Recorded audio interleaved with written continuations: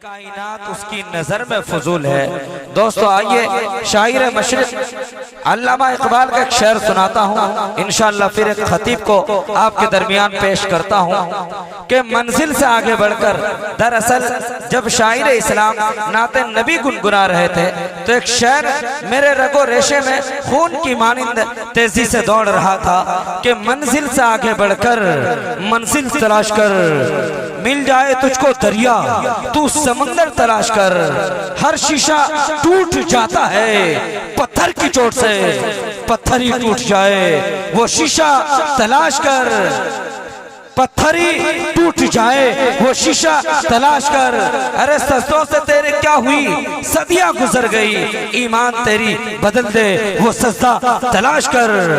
हर शख्स जल रहा है, उलमाए किराम से खुसूसी तवज्जो चाहूंगा कि हर शख्स जल रहा है अदावत की आग में, इस आग को बुझा दे वो पानी तलाश कर। करे सवार ऊंट पे जो अपने गुलाम को, पैदल ही जो खुद चले वो आका तलाश कर। आइए दोस्तों अब मैं आपके सामने फाजिल नौजवान आतिश बयां हजरत अल्लाह मौलाना मुफ्ती शकील साहब कासमी दामत बरकातुहुल आलिया इमाम व खतीब मिल्लत मस्जिद जाफराबाद है, हजरत का इस्तकबाल इस शायर से करूंगा कि जलाल आतिशे बरको सहाब पैदा कर, जलाल आतिशे बरको सहाब पैदा कर, अजल भी कांप उठे वो शबाब पैदा कर, तू इनकलाब की आमद का इंतजार न कर, जो हो सके तो खुद एक इनकलाब पैदा कर।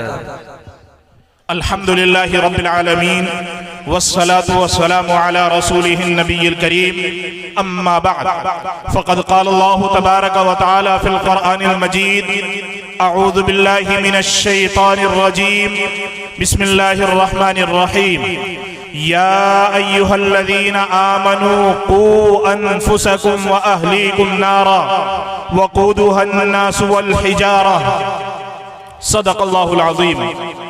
क़ाल नबी सल्लल्लाहु अलैहि वसल्लम खैरुकुम मन तअल्लमल क़ुरआन व अल्लमह, औ कमा क़ाल अलैहि सलातु व तस्लीम।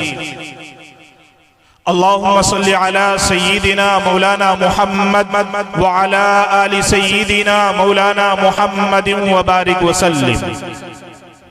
अल्लाह रब्बुल इज्जत का बेइंतहा करम, उसका एहसान कि अल्लाह तबारक व तआला ने हमें और आपको कुरान की निस्बत पर यहाँ जमा फरमाया है। हम और आप यहाँ पर कुरान की निस्बत पर जमा हुए हैं, काबिल मुबारकबाद हैं ये दो हाफिज कुरान। देखिए कितना मासूम सा बच्चा है, कितना छोटा बच्चा है, ये कुरान का मौजिज़ा है, इसको याद रखिएगा, ये कुरान का मौजिज़ा है। अभी इसकी उम्र ही कितनी है। इस बच्चे ने 30 पारों को अपने सीने में महफूज किया है। बताएं ये मौजिज़ा नहीं है तो और क्या है। दुनिया की कोई छोटी सी किताब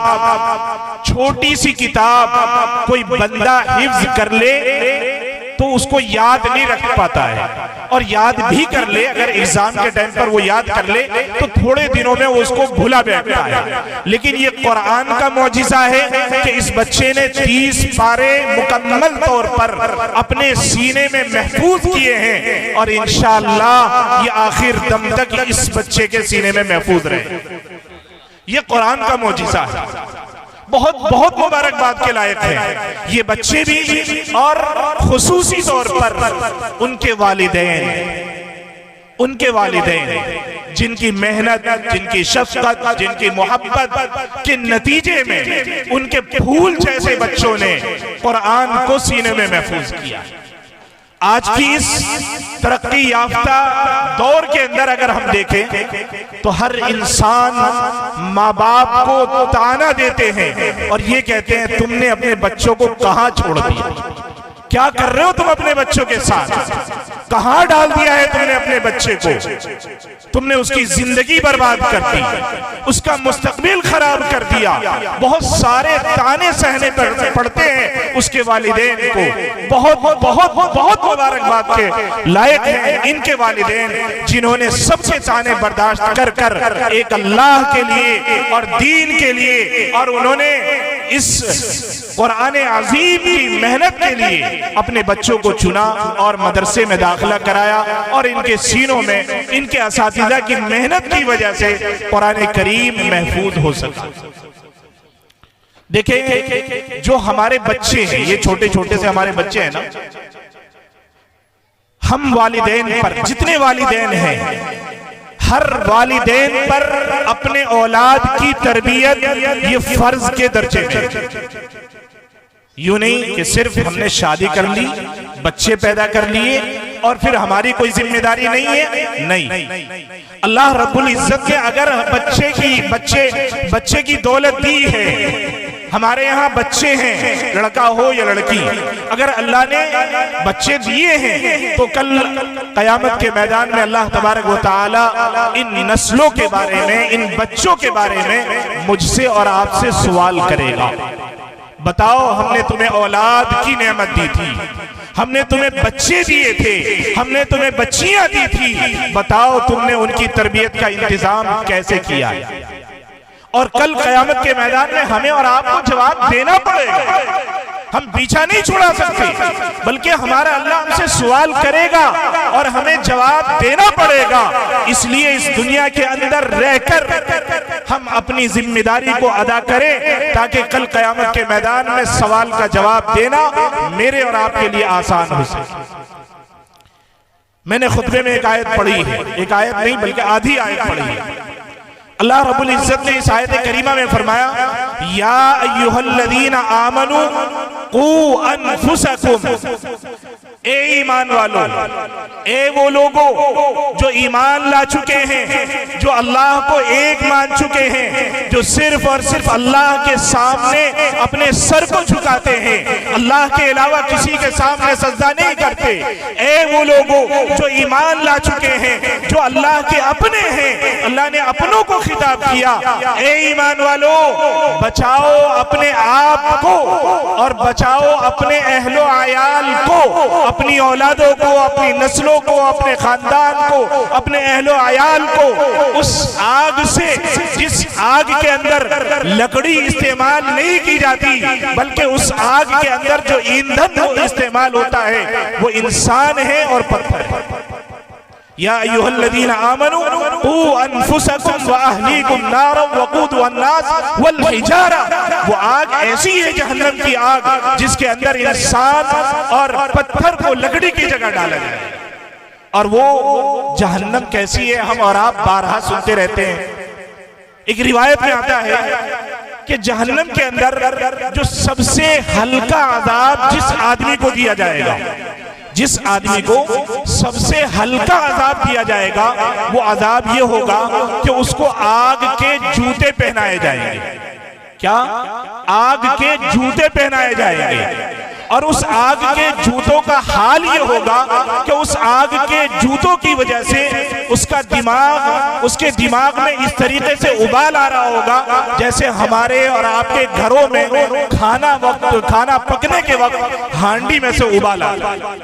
जब हम खाना बनाते हैं ना तो हांडी में एक उबाल आता है, इस तरीके से उसका दिमाग खोल रहा होगा, उसके दिमाग में उबाल आ रहा होगा और वो ये समझेगा कि शायद सबसे बड़ा अजाब, सबसे सख्त अजाब मुझे दिया जा रहा है, हालांकि वो सबसे हल्का अजाब होगा।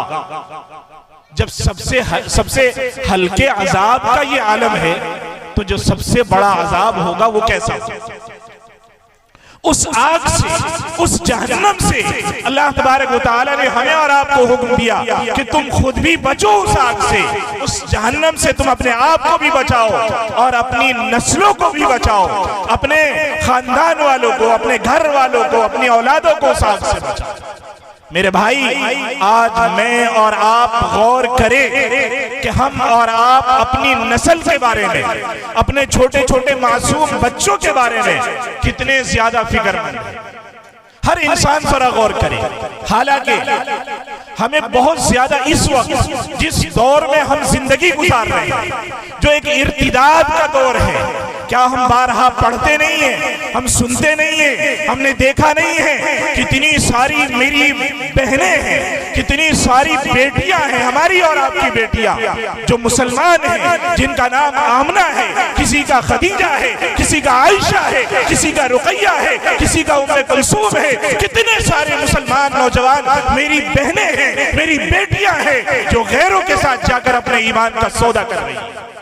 कितनी सारी बच्चियां हैं, हम सुनते सुनते थक चुके हैं, हम बारहा सुनते हैं, देखते हैं, लेकिन मेरे भाई हम और आप टस से मस होने के लिए तैयार नहीं। हम जहां हैं वहीं पर जमे हुए हैं। बस हमने ये समझ लिया कि बस हम मुसलमान हैं, यही काफी है। मेरे भाई यही काफी नहीं है, सिर्फ ईमान काफी नहीं है। ईमान के साथ साथ अल्लाह रब्बुल इज्जत ने अमले सालेह की कैद लगाई है। जहां ईमान की बात आई है वहीं पर अमले सालेह की कैद है कि ईमान लाओ और फिर अमले सालेह करो। सिर्फ ईमान लाना काफी नहीं, ईमान के साथ साथ अमले सालेह भी है। इसलिए मेरे भाई मैं और आप अपनी जो हमारी जो नस्ल है, नई नस्ल, हम उसकी फिक्र करें। आज देखें हमारी नस्ल का हाल क्या है, छोटे छोटे बच्चों का क्या हाल है, गालियां उनकी जबान पर किस कदर है। एक शरीफ आदमी जब सुनता है तो हैरान हो जाता है कि इतना मासूम सा बच्चा, इतना सा छोटा सा बच्चा इतनी सारी गालियां एक सांस में कैसे दे सकता है। इतना सा मासूम बच्चा, हमें उसके बारे में कोई फिक्र नहीं है, हमें फिक्र नहीं है। हालांकि हमें फिक्र लेनी चाहिए। हमें इस दौर के अंदर, जिस दौर के अंदर हम जिंदगी गुजार रहे हैं, चारों तरफ देखें तो कुफ्र मुत्तहिद हो चुका है। कुफ्र ये चाहता है और वो पूरी मेहनतें कर रहा है, पूरी कोशिशें जारी है कि किसी तरीके से हम इस्लाम के मानने वालों को, इस्लाम के न मानने वालों को नहीं, मैं उनकी बात नहीं कर रहा जो इस्लाम को नहीं मानते। कुफ्र की कोशिश ये है आज की तारीख में कि हम किसी तरीके से इस्लाम के मानने वालों को ही इस्लाम से मुतनफ्फिर करें। इस्लाम के जो मानने वाले हैं, हम इस्लाम के मानने वालों के दिलों में ही शुकूक को शुबहात पैदा करते हैं। और ये हो रहा है। आज कितने सारे नौजवान हैं, कितने सारे नौजवान हैं जो अपने आप को तालीम याफ्ता कहते हैं, जो दीन से दूरी इख्तियार किए हुए हैं। कभी आप उनसे मिले तो कभी वो कुर्बानी के बारे में शुकूक को शुबहात का इजहार करते हैं, कभी नमाज के बारे में कहते हैं, कभी ज़कात के बारे में कहते हैं, और वो शक व शुबा में पड़े हुए होते हैं। इसलिए मेरे भाई अपने बच्चों की दीनी तालीम याद रखिए। बच्चों पर इस्लामी रंग के अलावा अगर किसी दूसरे मजहब का, किसी दूसरी नस्ल का अगर रंग चढ़ता है तो उसके सरासर जिम्मेदार मैं और आप वालिदैन होंगे, कोई और नहीं होगा, वालिदैन होंगे। और कल क़यामत के मैदान में जब सवाल किया जाएगा, जब हमारा अल्लाह हमसे पूछेगा, तो उस वक्त सिवाय कफे अफसोस के कुछ और हाथ नहीं आएगा। इसलिए दीनी तालीम हमारा कोई आलिम अब तक जितनों ने बयान किया या जिनके बयानात आप सुनेंगे, कोई ये नहीं कहता कि आप अपने बच्चों को डॉक्टर नहीं बनाइए। हम कहते हैं इस वक्त जरूरत है, इस वक्त हमारे मुल्क को हमारी जरूरत है कि हमारे बच्चे आगे बढ़े, डॉक्टर बने, इंजीनियर बने और पुलिस में, फौज में भर्ती हो, पायलट बने और मुल्क का नाम रोशन करे, सब कुछ करे। लेकिन अभी कुछ देर पहले शायर साहब ने आपको एक शेर सुनाया था कि आप सब कुछ बनाइए लेकिन ईमान की शनाख्त के साथ बनाइए, ईमान की शनाख्त के साथ बनाइए। आप बनाइए, कोई मना नहीं करता, लेकिन ईमान के शनाख्त के साथ, कहीं ईमान हमारा खत्म ना हो जाए। हजरत थानवी रहमतुल्लाह अलैह ने एक हिकायत लिखी है, मैं बहुत मुख्तसर वक्त में अपनी बात पूरी करूंगा इंशाअल्लाह। हजरत थानवी रहमतुल्लाह अलैह ने एक हिकायत लिखी है, गालिबाली फतावा रहीमिया में भी ये है। हजरत ने लिखा कि एक आदमी ने अपने बच्चों को शुरू से ही, जैसे ही उसके बच्चे ने होश संभाला तो शुरू से ही अपने बच्चों को उसने अंग्रेजी तालीम दिलाई, अंग्रेजी स्कूल में भर्ती किया, अंग्रेजी तालीम दिलाई। और फिर उसके बाद उन्होंने कहीं बाहर मुल्क में, इंडिया से बाहर, लंदन में किसी दूसरी जगह पर पढ़ने के लिए भेज दिया। जब वहां से बहुत सारी डिग्रियां लेकर फारिग होकर और बहुत सारी डिग्रियां लेकर वो अपने मुल्क पहुंचा, कुछ ही दिन गुजरे थे कि वो बीमार होने लगा। अभी अभी आया है डिग्री लेकर, बहुत सारी डिग्रियां लेकर आया है, कई सालों के बाद आया है, आते ही बीमार पड़ गया, इस हाल में हो गया कि अब मौत का वक्त करीब है, अब ये बचेगा नहीं। अब बाप को फिक्र हुई, बाप रो रहा है, परेशान है, जाहिर बात है औलाद है।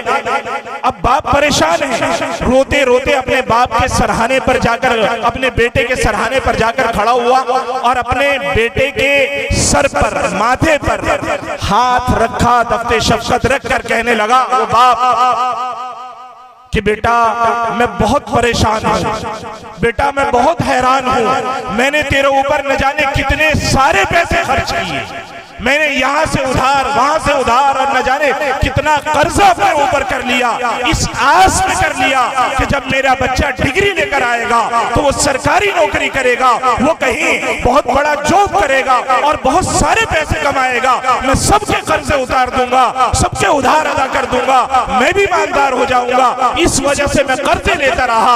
आज मुझे अफसोस हो रहा है कि जो मैंने पूंजी लगाई थी वो मैंने फल नहीं पाया। तू तो इस दुनिया से जाने वाला है, मौत का वक्त करीब है। वो बाप रोता है और अपने पैसों को रोता है और वो बार बार यही जुमला कहता है, मैं तो बर्बाद हो गया, हाय मेरी बर्बादी, मुझे अपनी मेहनत का फल नहीं मिला।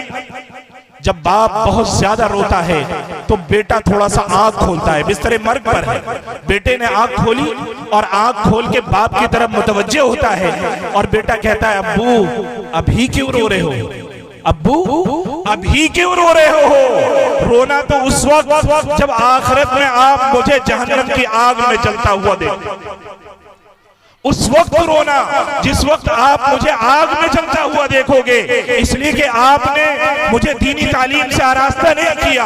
मैं तो बिल्कुल कोरा हूँ, मैं नहीं जानता कुरान की तालीम क्या है, मैं नहीं जानता इस्लाम की तालीम क्या है, मैं नहीं जानता वालिदैन के हुकूक क्या है, मैं नहीं जानता पड़ोसियों के हुकूक क्या है। तो जब तुमने दीन की तालीम से मुझे कोरा रखा है तो फिर तुमने मुझसे दोस्ती नहीं की बल्कि तुमने मुझसे दुश्मनी की।